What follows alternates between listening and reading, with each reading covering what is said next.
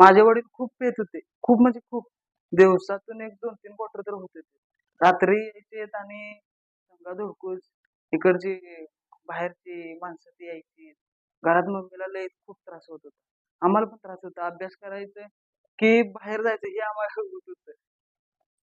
मग काय जेवणातून भांडणं व्हायची मम्मीची. जेवण असं फेकून द्यायचे.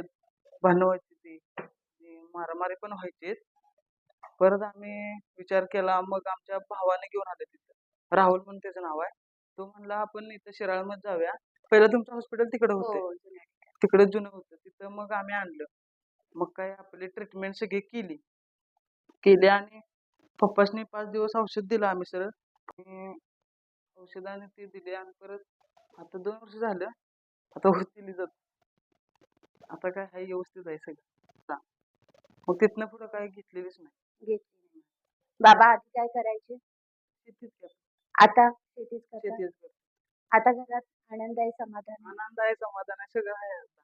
घर बांधलं, गाडी घेतली.